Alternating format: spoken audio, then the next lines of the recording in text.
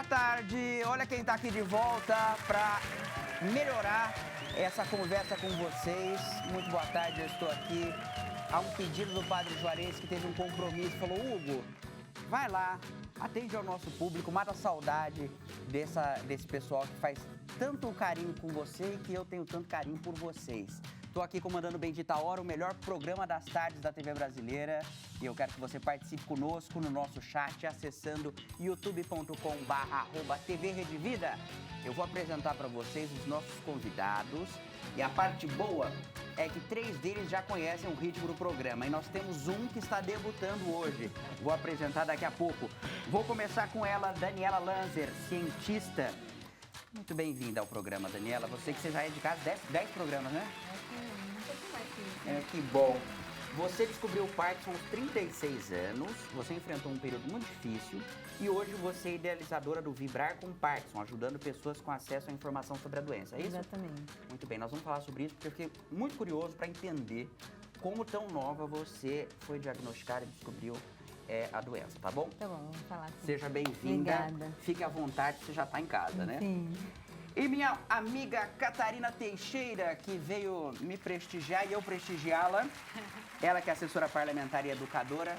Boa tarde, bem-vinda. Obrigada, Como viu? você tá? Obrigada. E hoje com o meu amigo Hugo, o padre não fica com ciúmes. Não, ele não fica com ciúmes, porque ele sabe que você gosta tanto dele quanto de mim. Você é incrível. Catarina, vocês sabem, construiu e constrói a trajetória dela com os pés na periferia. Ela tem um compromisso de transformação social, ela é pedagoga, estudante de direito e atua como assessora parlamentar, com foco nessas pautas que atravessam esses desafios, né, de primeira infância, direito da mulher, defesa de territórios extremos da cidade.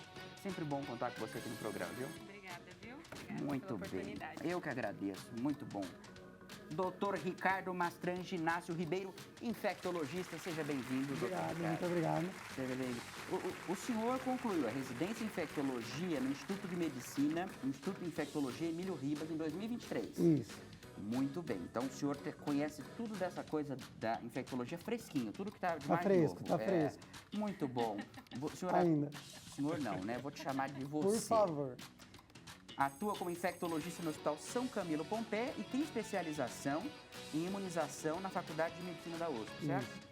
Muito bom. E, como eu disse que tinha um debutante na mesa, um novato, vamos a ele. Gabriel Marquinhos, jornalista, professor e escritor. Seja bem-vindo. Obrigado pelas boas-vindas. Pelas boas-vindas de vocês, me tratem com carinho, que é a primeira vez, né? Pelo que eu tô entendendo, eu sou o novato. E o bom é que, da primeira vez em diante, a gente se sente em casa, entendeu? Vou ouvir sempre. Pode ficar à Vou vir de vontade. Recife o tempo todo pra cá. Opa, você mora em Recife? De Recife, Que de Recife pra cá. maravilha. Pois é. Que maravilha. Ele trouxe a energia do nosso Nordeste pro nosso Trouxe programa. o calor pra vocês. E nós temos uma audiência significativa na região que Nordeste legal, do país. que Para legal. nós ter você aqui é uma honra, viu? Obrigado mesmo, de coração. Olha, como eu disse, ele é jornalista, escritor, professor universitário, pesquisador brasileiro, conhecido pelo trabalho no âmbito da ciência da religião e pela sua ligação com a Igreja Católica. É doutor em ciência da religião, mestre em comunicação e licenciado em jornalismo. Ele atua como professor universitário na Uninasal.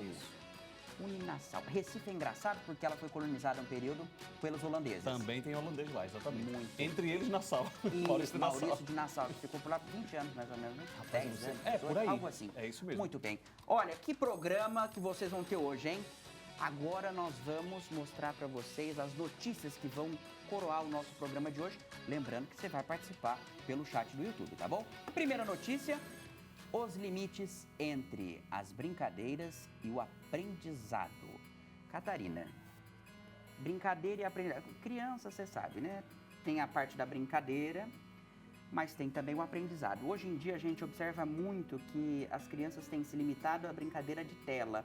Isso tem prejudicado o desenvolvimento dessas crianças? Como é que você tem observado Muito, isso? Hugo, né? As crianças não conseguem olhar nos olhos, né? Porque não tem essas brincadeiras igual na nossa época, que a gente ia pra rua, brincava de taco, brincava de vôlei, chegava em casa só quando a mãe estava chegando. Hoje em dia não, hoje em dia eles preferem ficar na tela. E aí, os pais precisam entender que isso prejudica o desenvolvimento. E também você acelerar esse desenvolvimento prejudica a criança. Porque a criança vai se tornando autossuficiente. Ou seja, se ela aprende, se alfabetiza muito cedo, ela vai se tornar um adulto que de fato ela não vai precisar de ninguém, Sim. porque ela se alfabetizou muito rápido. Então a gente precisa tomar esse cuidado. Amy Pickler fala muito sobre isso, sobre a espera, sobre o tempo da criança, sobre deixar as crianças nos meios delas para que elas desenvolvam, né? A criança não precisa de ninguém para se desenvolver. Ela mesma vai se desenvolver. A gente vai dando os estímulos para a criança, mas ela não precisa de ninguém para de fato fazer o desenvolvimento dela. E a gente precisa entender esse meio. Tem uma criança que vai querer desenvolver um pouco mais rápido, você vai passar umas atividades de coordenação motora, que são os primeiros anos lá da criança, coordenação motora, para que ela desenvolva a pinça mais fina, a pinça mais grossa, que é pegar na caneta, e a gente vai criando outros meios para o desenvolvimento até chegar na alfabetização. Mas tem muitos pais que se preocupam em alfabetizar antes da criança ter a própria coordenação, saber pegar no lápis ou numa caneta. E isso não pode acontecer, porque, por exemplo, eu, quando tinha 3 anos e meio, porque no nosso tempo era pré, hoje em dia a criança é educação infantil, depois alfabetização, depois vai para o ensino fundamental e médio, né? Mudou a nomenclatura e o estilo. Antigamente não era assim, você já ia no pré, já te passavam lá você já ia pontilhando e fazendo as letras, aprendendo a escrever. E tudo e mais. nós criamos, né? Nossos pais criaram adultos autossuficientes, né? Tanto que hoje, para eu pedir para alguém alguma coisa, é muito difícil, porque eu sempre dependi de mim mesma para fazer. Então, que a gente possa entender o desenvolvimento das nossas crianças e o tempo de cada criança. Então, tem criança que se desenvolve muito mais rápido, tem criança que se desenvolve um pouco mais lento, e a gente precisa entender. Aqui em São Paulo, os 6 conveniados, que são as creches, né? Todos são do currículo da cidade de São Paulo, fala de Amy Pickler, fala de Montessori, que as crianças precisam pegar nas coisas, que as crianças precisam ter expressões daquela situação, o brincar é diferente, Pra gente né? contextualizar, Amy Pickler e Montessori são educadores. Educadoras. E elas criaram bases de ensino Isso. e que são seguidos aqui nas escolas de São Paulo. Crianças, Ótimo. entendeu? Então, assim, quando a gente fala de Amy Pickler, é muito interessante, porque veja que tomamos cuidado de ter uma educação de qualidade para que, de fato, a criança que chegar se sentir acolhida. São educadoras que falam muito de emoções, de meios, de abraço, de afeto, de você respeitar o ser humano, respeitar o corpinho da criança, pedir licença para você se trocar, para você dar de comida. Então, é interessante que a gente saiba que a criança, ela também precisa ser respeitada. Não é porque ela está inserida em qualquer meio que a gente não vai fazer esse tipo de pergunta para ela. Mas imagine, Catarina, as pessoas tão aceleradas hoje, a gente não tem tempo para absolutamente nada. Então você enfia um tablet na mão da criança E deixa lá. deixa ela lá quietinho e assim vai. Se quiser comer, come. Se não quiser comer, não come. Ah, na minha época. Não é? Ó, eu vou chamar um rapaz ali agora, que eu vou perguntar pra ele. Na sua época, se você não comesse, o que acontecia, Paulinho? Na verdade, Hugo e convidados, boa tarde a todos. Boa Eu fui tarde. professor de pré-escola, Ah! né? E eu trabalhei com o método Maria de Montessori. E realmente Tá foi vendo? um determinado tempo na prefeitura de São Paulo. E nós pegávamos, por exemplo, materiais assim, garrafas, PET, margarinas, assim, e fazia com que as crianças... Só que assim, a criança brinca com aquilo que ela quer e se ela não quer, ela não brinca.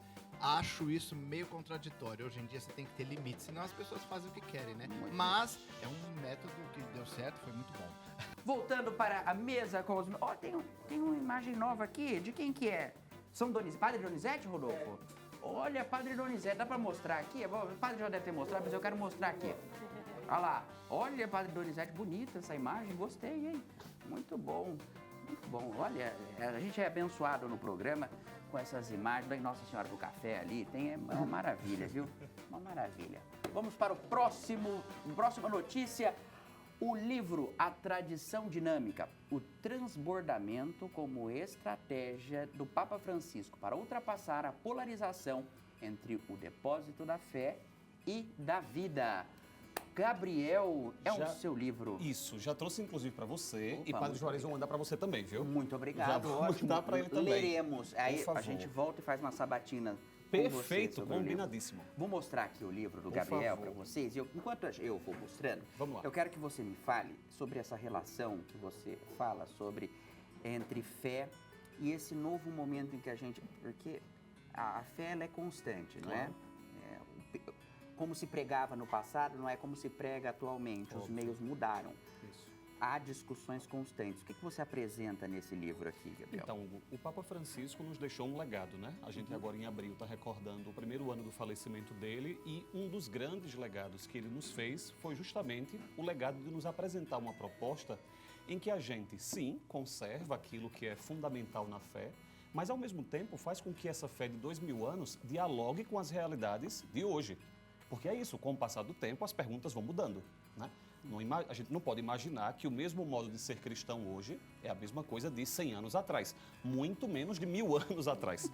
Apesar da gente, de vez em quando, conhecer pessoas que ainda querem que a igreja pense como pensava há 1500 anos atrás. Não tem como. E aí, essa é a proposta do Papa Francisco com a ideia de uma tradição que é dinâmica. Eu gosto sempre de explicar a ideia do Papa Francisco do seguinte modo. Toda pessoa... Hoje menos, né? Como vocês estavam dizendo agora há pouco, né? Mas antigamente... Meu Deus, antigamente eu me senti o próprio 80 anos de idade, né? Antigamente dele. Vamos ver, eu tenho 39 anos, vamos ver. Então, antes era muito comum, quando alguém chegava na casa da gente, a gente mostrava o álbum da família, né? Isso. A gente gosta de mostrar o pai da gente, a mãe da gente, os avós. Então, é claro que a tradição é fundamental, né? Dizer assim, ó, eu vim daqui. Por exemplo, eu adorei dizer eu vim de Recife, eu tenho uma história. Ai, maravilhoso.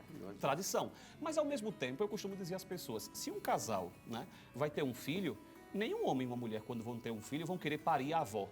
Não. Não. Né? Vai querer que tenha as características da avó, do pai, da mãe, as características. Mas não a mesma pessoa. E essa é a proposta do Papa Francisco. Sim, nós temos uma tradição, é claro, a gente tem que guardar aquilo que é fundamental na fé, mas fazer com que essa fé dialogue com o homem e a mulher de agora, desse momento. Ô, Gabriel, e a gente às vezes esquece, porque o Papa Francisco escolheu o nome de Francisco, franciscano, Sim, criou sim. a ordem, então a gente acha que ele é franciscano, mas ele é jesuíta. Isso, exatamente. Jesuíta tem a tradição do estudo, da pesquisa, eles provocam. Sem dúvida. A provocação que o jesuíta faz no contexto da fé, no contexto da teologia, é gigantesca. Isso. Por isso que ele fez vários tratados ao longo do seu pontificado que deixavam as pessoas, às vezes, irritadas. Sem dúvida. Porque sem a dúvida. cabeça de um jesuíta, ela está muito adiante. É. Na verdade, é uma das maiores contribuições de Santo Inácio, da Companhia de Jesus. Eu que fiz a minha graduação, meu doutorado numa universidade dos jesuítas e o próprio Papa Francisco, né? Os jesuítas e o Papa Francisco são amantes das perguntas. Eles não têm medo das perguntas. E nós, muitas vezes, cristãos, a gente pode ficar enclausurado numa certeza absoluta sem compreender que, para a gente ter certezas, a gente tem que enfrentar as dúvidas e as perguntas. É o que diz Santo Agostinho, né? Veja, o pressuposto da fé é a dúvida. Sim. Eu só posso ter fé se eu exerço antes a dúvida, a pergunta. E nós temos que ajudar as pessoas que estão acompanhando a gente a compreender que nós cristãos não precisamos ter medo da dúvida. A gente não precisa ter medo do questionamento. Ao contrário, para você ter uma fé sólida, você precisa questioná-la. Questionar. E é Exatamente. difícil a gente entender isso, né? É, Principalmente em momentos em que a questão da religião, às vezes, é confrontada com questões políticas. Isso. E que as pessoas não sabem dissociar. E é um grande problema, mas perguntar, de fato, é uma questão necessária para a vida. Qualquer aspecto. Exatamente. Por exemplo, Qualquer você estava aspecto. falando agora dessa relação, né, entre religião e política. É claro que para nós católicos existe uma separação entre uma coisa e outra. Então, é inclusive uma das coisas mais maduras, na minha opinião, da Igreja Católica. Compreender que dentro de uma missa, por exemplo, não é um lugar para um padre e um bispo fazer campanha para um candidato. Mas, ao mesmo tempo, nós cristãos, nós católicos, temos que ter um envolvimento na política, né? O Papa Francisco dizia isso, Paulo VI dizia isso. Paulo VI tem uma frase linda: a mais alta caridade é a política. É o momento em que Infelizmente, a gente nem sempre tem bons exemplos disso.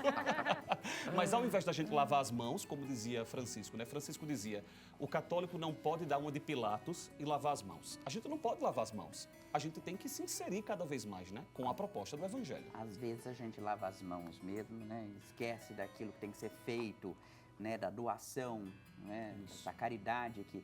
A vida pública é uma caridade, Sem é dúvida. doar-se, né? De certa forma, Sem ainda dúvida. que... Depois a gente vai falar um pouco com a Daniele sobre o trabalho que ela fez junto com políticos, enfim, desse trabalho dela. E eu acho que é importante mesmo. Antes de ir para falar com essa moça aqui, eu vou fazer o sorteio. Pode ser, Rodolfo? Vamos aqui, ó, para a moça. Você quer depois? Pode ser? Porque eu sinto falta, principalmente do Rodolfo me servir no café, porque café é vida, a gente vive de café. E é isso mesmo, eu fico cada vez mais feliz de vir aqui para poder tomar café e conversar com vocês, porque a gente aprende. Enquanto isso, bota a música aí para eu selecionar o número. O Gabriel é o número 1, a Catarina é o número 2, o doutor Ricardo é o número 3, a Daniela é o número 4. O que caiu aqui? Número 1, ó, debutante, vai escolher a música que encerra o programa de hoje. É assim, Sim. a música da tua vida, a música que você quiser. Vai, pode falar, não precisa ser religiosa. Não, eu quero homenagear então o meu povo, eu quero Luiz Gonzaga. Opa, Por que favor. beleza! Maravilhoso. Que Pode ser música? Asa Branca, por exemplo. Asa Branca, Vou estar maravilhoso. muito contente. Perfeito. Muito. Asa Branca do Luiz Gonzaga, para encerrar o nosso programa. Eu gosto daquela música assim. Todo tempo, quanto houver, para mim é pouco, para dançar com meu benzinho numa sala de reboco. Eu não sei qual que é o nome dessa música, mas ela é ótima. Pode ser Sala de Reboco. Ou então, Lampião de Gás é dele? Não lembro. Enfim, vamos tocar o programa, senão eu vou ficar falando de música aqui o dia inteiro. Próxima notícia.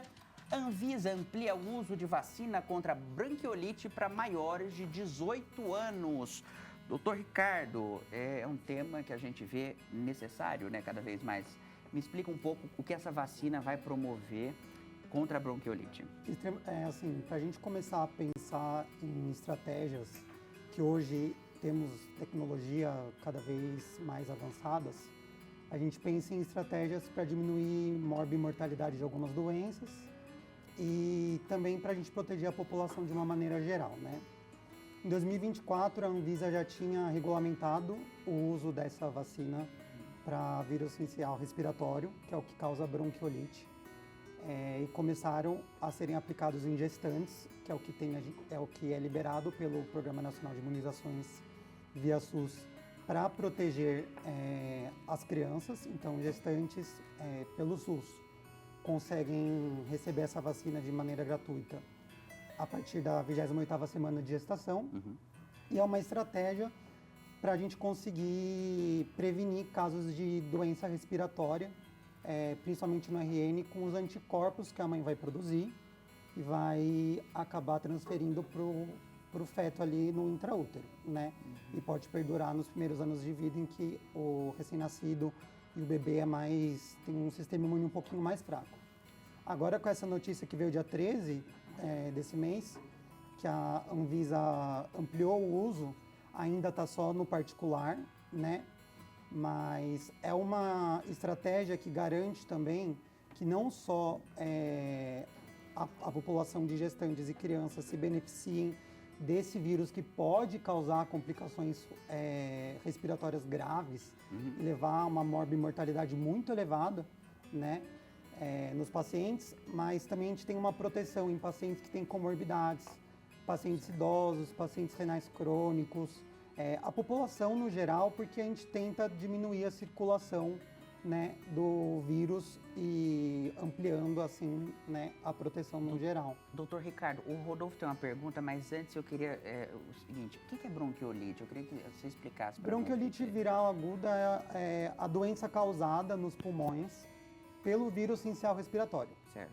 Essa vacina, ela é uma vacina com uma tecnologia de proteína recombinante, é diferente do que todo mundo está acostumado, conhece. Mas ela é uma vacina bivalente, protege contra o vírus sincicial A e B. Ele recombina, né, uma tecnologia recombinante da proteína F do vírus. Certo. E é aplicado justamente para que a mãe produza anticorpos contra esse vírus e a criança não tenha complicações. Essa é a estratégia principal de imunização, no momento que é liberado pelo SUS. Ampliando isso, né, que a Anvisa fez agora no dia 13, a gente consegue que mais pessoas tenham acesso, e aí seria via particular. Muito bem. Rodolfo, pergunta. Doutor, boa tarde, tudo bem? Boa tarde. Doutor, tem alguma previsão que talvez essa vacina também entre para ser colocada no SUS, porque é uma vacina bem cara, né? Eu dei uma pesquisada, em torno de R$ 1.500. R$ 1.500. Então, assim, é realmente bem longe da realidade da maioria dos brasileiros. Será que tem alguma pesquisa ou alguma coisa que possa levar até o SUS também? Estudos de viabilidade para inserir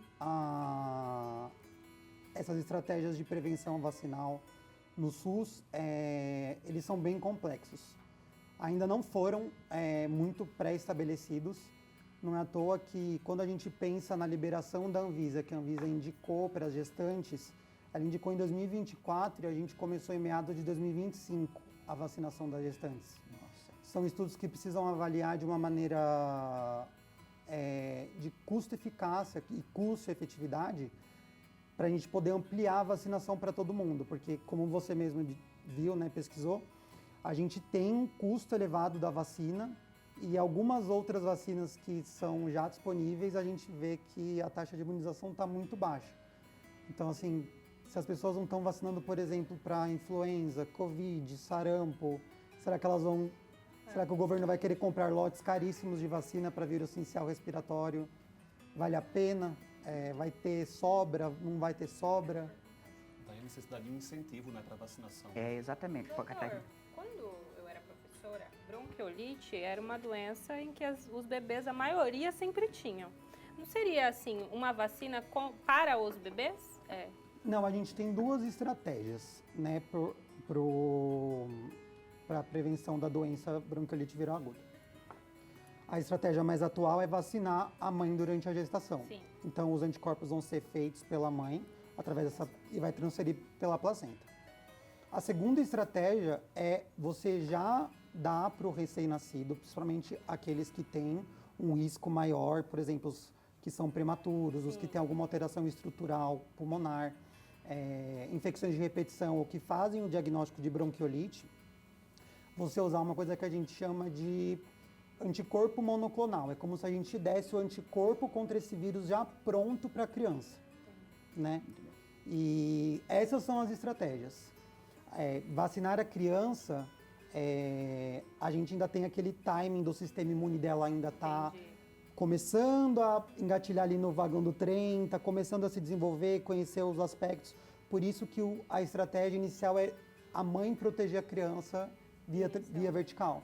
O doutor Ricardo, você falou que as pessoas têm se vacinado menos, né, com as tradicionais, as vacinas tradicionais. Que risco que isso representa para o sistema de saúde no todo?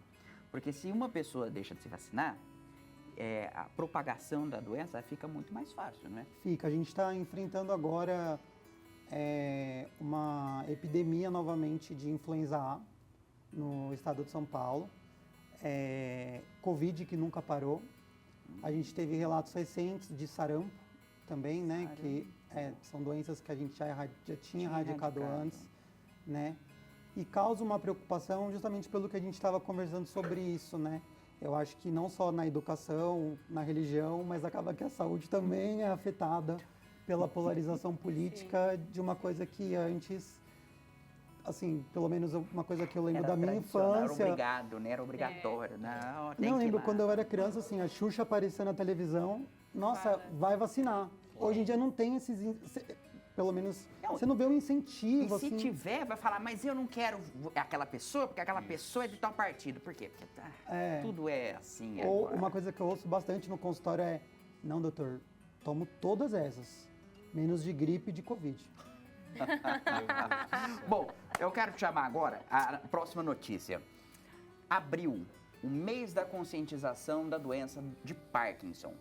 Doença de Parkinson, né? Tá aí, ó. Abril, tulipa vermelha. Conscientização sobre a doença de Parkinson. Daniele, eu queria que você primeiro explicasse um pouco pra gente, porque eu acredito que, assim como eu, muita gente em casa não compreende o que é o Parkinson. Então, começa para explicar pra gente o que é essa doença que assola muita gente, preocupa muita gente e é um tabu ainda. Então, a doença de Parkinson é uma doença que compromete o sistema motor, basicamente é considerada uma doença que compromete o sistema motor, os movimentos. Mas ela afeta todo o sistema. Certo. Né? Então, quando começa a surgir os primeiros sintomas motores, é porque de 60% a 70% dos neurônios que produzem a dopamina, que é um neurotransmissor responsável na região da substância negra para realizar os movimentos,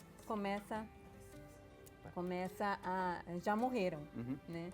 Então, é uma doença assim que quando a pessoa percebe, ela já está realmente com um comprometimento muito forte. Só que existem sinais pré-motores, só que eles são sinais que podem indicar são genéricos, então pode ser qualquer coisa. Então, que inclui prisão de ventre, perda de olfato, depressão, ansiedade, tendência à melancolia. Então, Isso difícil. são sinais do Parkinson? Sinais pré-motores. Então, assim, é difícil você diagnosticar alguém com sinais pré-motores, mas todos os pacientes, quando você recebe o diagnóstico, né, que já tem o comprometimento motor, eles fazem, né, a revisão do seu passado e aí, realmente, já tinha isso. Então, tem essas questões. E é uma doença que vem crescendo muito, né, vem acometendo muitas pessoas com idade inferior a 50 anos, inclusive, e é bem difícil de lidar com esse diagnóstico. Como é que você... Você me trouxe um livro aqui, eu queria mostrar, que é o Entre Nós, no Emaranhado de Pensamentos. Acredito que você escreveu ele no período em que você descobriu a doença, foi isso? Não? Foi pós-separação. Pós-separação. Pós-divórcio, Muito bem. Aos 36 anos, você é diagnosticada com Parkinson, como é que foi para você? Como é que você enfrentou este momento? Foi muito difícil. Eu achei que eu ia definhar, que eu ia morrer rápido. E, enfim, foi uma luta muito grande para mim. Entende? Muito bem. Olha, esse tema, a tulipa é o símbolo do Parkinson, é isso? Isso aqui, Muito bem. Olha só. E aí, fica na mesa da Laura, né? Eu queria mostrar para vocês a tulipa que ela trouxe e fica ornamentando a mesa da nossa produtora aqui no programa. Sempre bom alertar, a partir de que idade você acha que é importante a gente começar a se prevenir com relação ao Parkinson? Na verdade, é difícil prevenir o Parkinson, né? Existem marcadores genéticos, mas não necessariamente você ter esse marcador quer dizer que você vai ter a doença. Muito bem. Olha, vamos para a próxima notícia? Mais uma. Educar meninas é transformar o futuro. Catarina, você entende bem de educação, sabe que as mulheres têm um papel fundamental no social, no desenvolvimento da nossa sociedade.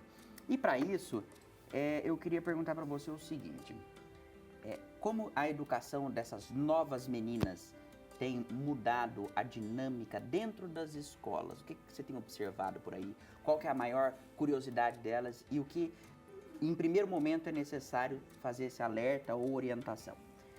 Primeiro que hoje, eu não vou falar antigamente, não vou sentir tão bem. Meu Deus, eu estou ficando preocupada.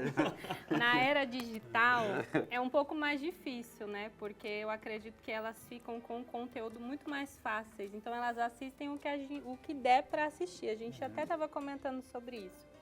Mas eu vejo que precisamos ter uma estrutura para que essas meninas elas cresçam com uma identidade de saberem o poder delas. Se elas não souberem, elas vão ser essas vítimas que estão acontecendo hoje, de violência, de não saber o seu lugar, de não ter autonomia, de não saber pensar. Então, os pais, eles precisam entender que as meninas precisam ter o espaço, a parte da fala, né? De se identificar e saber quem elas são, saber até onde elas podem ir. Eu vejo que as escolas, hoje em dia, eu até vim falando com a Bia para uma fala da minha sobrinha, que teve uma menina na sala dela que ela veio com um decote e que antigamente a gente defendia, hoje não, hoje elas zombam das meninas, né? Então isso não pode acontecer, né? Os meninos falam, olha ali tá com decote, as meninas têm que repreender, né? Tem que Tem se que conscientizar que todas acontecer. atuam de forma conjunta. Tem que se conscientizar, porque senão o futuro das nossas crianças, se hoje a cada 1 minuto uma mulher é morta, imagina no tempo delas, se for um tempo que elas não souberem o espaço e os valores que a sociedade precisa. Na verdade, nós que somos mulheres, Hugo, a gente precisa dar um tapa na cara e dizer assim, a gente também pode ocupar esse espaço. Sim. E os pais precisam entender que as meninas elas precisam crescer, ocupando espaços que muitas vezes a parte do patriarcado não deixa, né? Difícil. Em vários Isso. mercado financeiro, política, agronegócio. Então as meninas elas devem ocupar os espaços que também são de direitos, né? A mulher, ela não é feita, tanto que quando nós somos professoras, a gente deixa eles brincarem com o que eles querem. Então tem muita menina brincando com carrinho, tem muito menino brincando de dar comida. E isso acontece porque eles precisam entender que isso foi imposto pela sociedade, que a mulher precisa limpar uma casa, que a mulher precisa fazer a comida, cuidar do filho, enquanto não é isso, né? A mulher consegue dar conta de tudo. Além de cuidar da criança, ela também consegue ser uma boa profissional em tudo que ela quiser ser. E isso os pais precisam partir do início. Se não partir do início, acredito eu, que vamos ter esses índices de feminicídio que estão acontecendo hoje, infelizmente.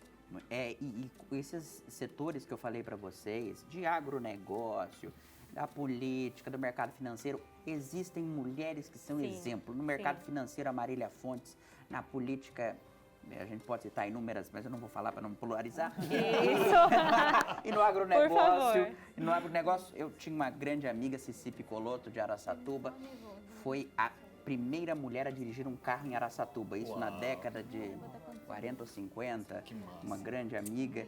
E, então, mulheres que fazem a diferença, não sei, né, Catarina? Eu queria fazer também uma citação do jeito que nós queremos ser tratadas. Então, a gente tem que tratar as nossas filhas do jeito que elas precisam crescer e entender que é o jeito correto de serem tratadas. Porque muitas vezes a gente trata de uma forma autoritária e a criança vira autoritária e essa mulher é autoritária a vida inteira. Então, a gente precisa entender que eles são os nossos espelhos. Então, a partir do momento que você trata com respeito, né? Com a parte mais de emoção, de ter amor, de ter zelo por aquela menina, ela vai crescer desse jeito. Isso é interessante. E aí eu queria citar, assim, vou enaltecer as mulheres. Hoje a Metrópole São Paulo postou que a primeira mulher assumiu o comando da PM em São Paulo. Olha a comandante Glauci. Muito bem, parabéns para a comandante Glauci, foi um gesto do Tarcísio muito bonito, né? Muito, e eu acredito que a gente precisa desses espaços.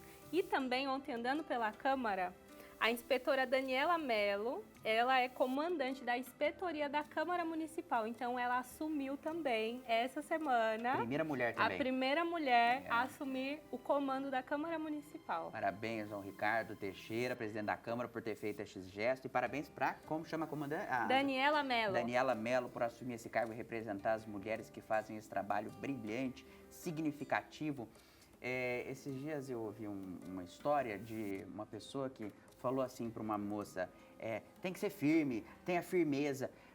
Vocês naturalmente já são firmes, vocês naturalmente já impõem. A presença de vocês já fazem com que vocês sejam extremamente competentes e reconhecidas no local de trabalho de vocês. Feliz ainda com essa mesa aqui, ó, só com amigos.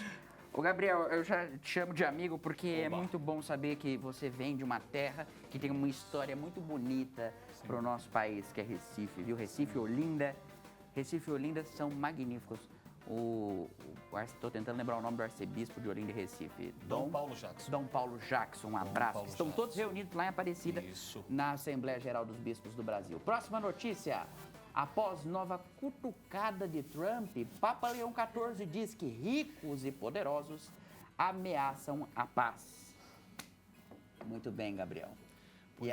Diz uma coisa. O presidente da maior nação do país provoca o líder religioso que tem o maior número de fiéis no mundo. Sim. A a gente vive num momento um pouco tenebroso, digamos assim, não Sem é? dúvida. Como é que você tem observado esse movimento e como foi recebido esse ataque do Trump no meio religioso? Olha, em primeiro lugar, a gente precisa dizer que é uma coisa inédita, né? Nós não tínhamos visto, desde o século XIX, nada parecido com isso. É claro que dentro da história da igreja, nós estamos falando de 2000 anos, é claro que a relação nem sempre foi muito amigável entre os papas e os presidentes, os imperadores, os chefes de Estado.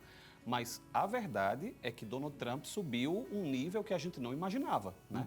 Dizer claramente que um papa é um homem fraco, dizer que o papa não o representa, como se o papa precisasse representar ele. Dizer que o papa Leão tem alguma conivência com o crime, dizer que ele está interessado em que o país tenha uma arma nuclear. Veja, não faz o menor sentido, né? E a gente vê isso, por exemplo, com a imagem que Donald Trump publicou nos últimos dias dele simulando Jesus Cristo, né? Como se ele fosse o próprio Jesus. E, na minha opinião, o Papa Leão XIV deu uma resposta à altura. Em primeiro lugar, dizendo que ele não vai ter medo da administração de Donald Trump, porque ele tem que ser fiel ao Evangelho e não ao interesse de um país, né? O Papa, seja ele qual for, ele tem um compromisso, antes de tudo, de uma coerência com os valores do Evangelho. Qualquer pessoa que está assistindo a gente sabe que existe um valor inegociável no Evangelho, que é a paz. Então, como não imaginar um Papa? Vocês já imaginaram um Papa em sã consciência defendendo a guerra? Seria, assim, uma coisa sem o menor sentido, né? Alguém que prega a paz não pode pregar defesa de Exatamente. nenhum tipo Não, de pensem guerra. que a gente está no meio do período pascal. Nós estamos dentro do período pascal. Um dos títulos mais bonitos que nós damos a Jesus é o Príncipe da Paz. Agora vocês imaginem o representante do Príncipe da Paz dizendo fazer guerra. Não faz o menor sentido. Um ano depois da morte do Papa Francisco, né? Vai fazer agora... Isso, agora em abril. Em abril, segunda-feira, terça? Dia terça? 21. Dia 21, feriado. isso? Foi no dia do feriado, exatamente, dia 21. O Papa Leão, às vésperas de completar um ano do seu pontificado, ele começa a mostrar que, de fato, ele tem uma liderança, Sim. ele tem uma força, e disse que ricos e poderosos ameaçam a paz. Isso. Isso já imprime um pouco daquilo que a gente pode ver ao longo do pontificado dele, porque Sem não dá dúvida. para prever. Sim, claro. Né? Não dá pra, mas a gente Claro. imagina com as declarações que vão ser dadas. Eu acho muito interessante. Olha, nós católicos, não sei quem está assistindo a gente, provavelmente muitos são católicos. Nós católicos, sobretudo em relação ao século XX e o século XXI, nós temos que... Meu avô usava uma expressão que eu gosto muito. A gente tem que andar de joelhos. A gente tem que agradecer muito os papas que nós temos tido do século XX para cá, sobretudo, né?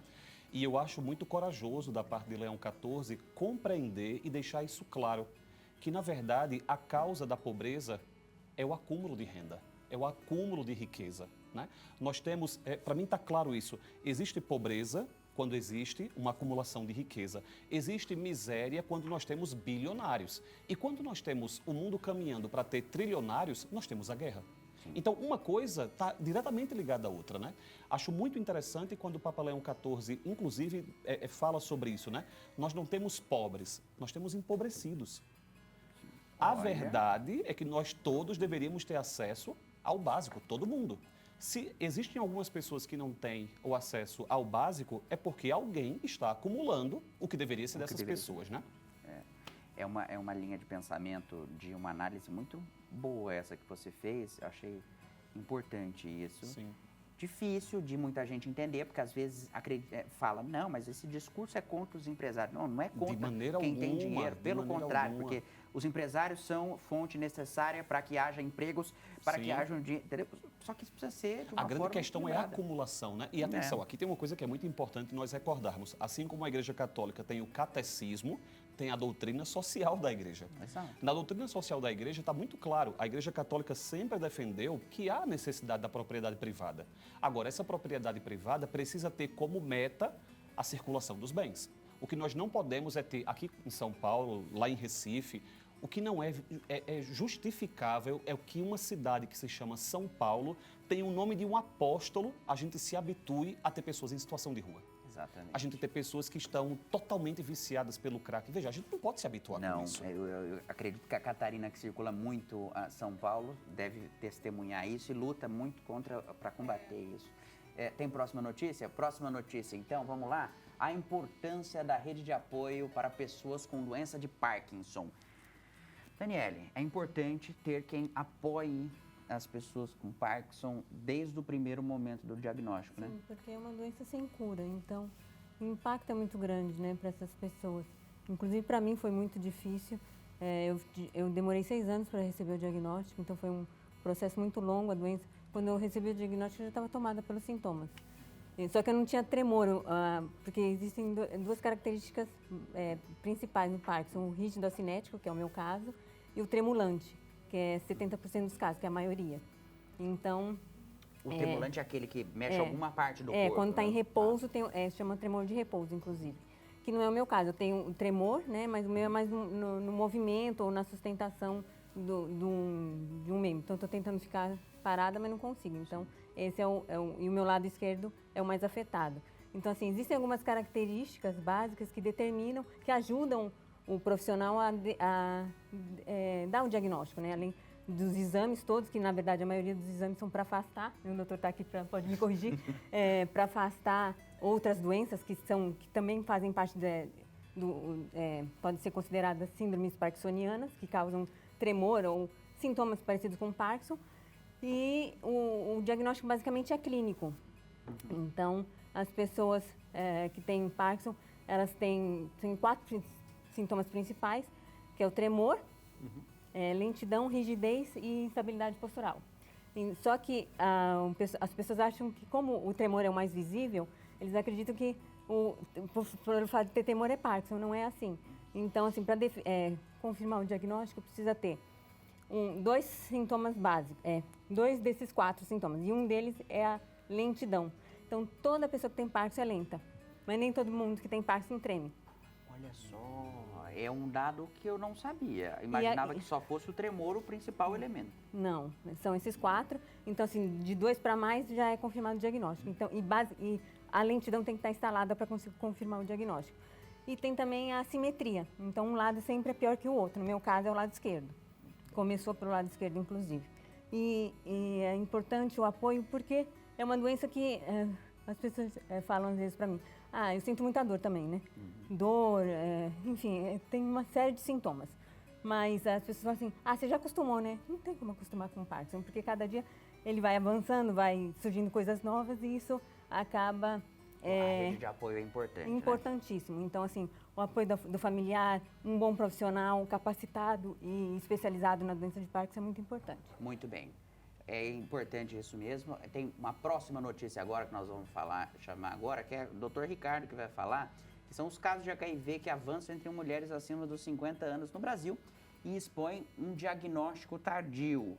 Olha só, doutor Ricardo, quando eu vi essa notícia, eu fiquei impressionado. Não imaginava que esse número tivesse sendo crescente entre essa faixa etária. É um dos temas que eu mais gosto de falar, né? Por que isso acontece? O que acontece dá até para puxar um gancho do que já foi dito antes, né? Como a ciência vai avançando e tudo mais, a gente também tem os movimentos que acabam destruindo a ideia que se tinha nas gerações anteriores do que era viver com HIV e AIDS. Então, a gente, né, pessoas com menos de 35, né, com mais, perdão, menos também. Menos de 35, Pensa em HIV, AIDS, automaticamente já vem Cazuza na cabeça, já vem Renato Russo, já vem aquela pessoa caquética, pré-óbito e tudo mais, né? Não que isso não exista ainda hoje, né? Mas com o evoluir da medicina e da ciência como um todo, a gente vê que dois grandes fenômenos acontecem, né? De uma maneira geral. Então, a possibilidade do diagnóstico mais rápido e mais assertivo da doença e também a longevidade da população. Então, quando a gente pensa num diagnóstico acima dos 50 anos e tudo mais, a gente pensa numa população que antigamente associava principalmente o diagnóstico de HIV na população LGBTQIAPN+, né, que era no passado, né, que era o que se acreditava mais, e que o sexo sem preservativo, de uma maneira geral, a relação sexual sem preservativo, de uma maneira geral, em relações heterossexuais, não ia ter problema nenhum e acaba que as mulheres acima de 50 anos, num tempo mais longínquo, que já estavam na menopausa, não tinham tanto acesso assim, justamente por conta da falta de acesso que as mulheres sofriam antes e da falta de informação e como o patriarcado machucava quem eram as mulheres e sempre foram, né? Maravilhosas, de uma maneira geral. Hoje em dia a gente sabe que elas se apropriando desse conhecimento e vivendo mais, as pessoas vivendo mais, elas continuam tendo as mesmas experiências que pessoas jovens. Então elas continuam tendo uma vida sexual ativa, continuam se relacionando, conhecendo pessoas novas e justamente pelo fato desse pensamento inicial que se tinha de a relação sexual é para Adolescente, jovem? Não, para continuar a espécie, para procriação e tudo mais. Então, mulheres e homens héteros são isentos de terem contato com o vírus. Isso se quebra, né? A gente tem que lembrar que a própria mulher, em períodos acima de 50 anos, já estão dentro do climatério e da menopausa, que gera alterações nos próprios órgãos da mulher, né? Que pode ser a secura, tudo mais, que também predispõe a lesões que podem fazer com que ela tenha contato com o vírus de maneira mais fácil, por microlesões na região vaginal e tudo mais. E esse diagnóstico ficando mais... Quando fala que o diagnóstico está se tornando maior, né? A gente sempre pensa que é porque a gente está tendo a oportunidade de alcançar mais pessoas que estão vivendo uma vida como qualquer outra pessoa. A rede pública tem tratado, tem feito divulgação, tem acompanhado? Como tem sido isso na rede pública no SUS? Na rede pública de saúde, o programa HIV/AIDS é muito bem estabelecido pelo Ministério da Saúde. O tratamento para o HIV é gratuito para toda a população. Hoje a gente tem que pessoas que tomam as suas medicações de maneira correta, elas ficam indetectáveis do ponto de vista de carga viral, ou seja, o vírus para de se reproduzir, então para de aparecer no sangue. Parando de se reproduzir, a pessoa fica indetectável e se ela é indetectável, ela é intransmissível, não transmite mais. Temos outras estratégias também que o Ministério da Saúde disponibiliza para todo mundo, PrEP, o uso de preservativo que é disponível para todo mundo, tratamento universal. E, é claro, os médicos, de uma maneira geral, né, que fazem a busca ativa e os próprios pacientes que vão atrás de saber das suas sorologias e suas consultas, principalmente com os infectologistas, puxando um pouco da sardinha. Claro, pode. Rapidinho, que o programa tá. Rapidinho. Eu queria saber, assim, em relação ao número de casos no Brasil atualmente, quantos, você tem noção? Assim, eu, sendo sincero, não tenho noção, mas a gente tem que a incidência, que são o número de novos casos, eles vêm caindo. Isso não deixa a gente parar para pensar que o diagnóstico pode estar sendo feito tardiamente, justamente pelos motivos que eu citei antes, entendeu? Mas as estratégias que tem são efetivas e eficazes. Vamos fazer o seguinte, você volta aqui para trazer mais sobre esse assunto no próximo programa com o Padre Juarez. E eu vou encerrando por aqui, agradecendo desde já a participação dessa bancada incrível com os temas que nós abordamos. Doutor Ricardo Mastrange, Inácio Ribeiro e a música para encerrar o programa de Luiz Gonzaga, a pedido do Gabriel. Doutor Ricardo, seu Instagram é rmastrange, certo? Isso. Obrigado pela presença. Obrigado aqui, a você pelo convite. Imagina. Daniela Lanzer, obrigado por estar aqui, falar sobre essa causa necessária e alertar a gente sobre o Parkinson, viu? Tá bom, obrigada. Quem quiser seguir o Vibrar com Parkinson, é o nosso Instagram. Isso mesmo. E a roupa Daniele com 2 L's, _Lanzer. Obrigado, Dani. Obrigada. Catarina Teixeira. Obrigado mais uma vez, viu? Obrigada. Por estar aqui no nosso Vamos nos programa. encontrar bastante por aí. Por favor. @CatarinaTeixeira.oficial. Ela que é prata da casa, viu, gente? E ele que veio de Recife vai vir muito mais, Gabriel Marquim. Seja bem-vindo e muito obrigado, viu? Muito obrigado. Queria convidar todo mundo amanhã na PUC, a partir das 8h30, no Tucarena. A gente vai ter um dia inteiro dedicado a Francisco. Opa, que beleza! Por favor, PUC é apareçam. maravilhoso, o pessoal lá da PUC, Fundação São Paulo. @Gabriel Marquim e @Comunidade dos Viventes. Isso. E o site é comunidadedosviventes.com. Obrigado mais uma vez. Obrigado. Tchau, pessoal. Até mais. Beijo. Morreu de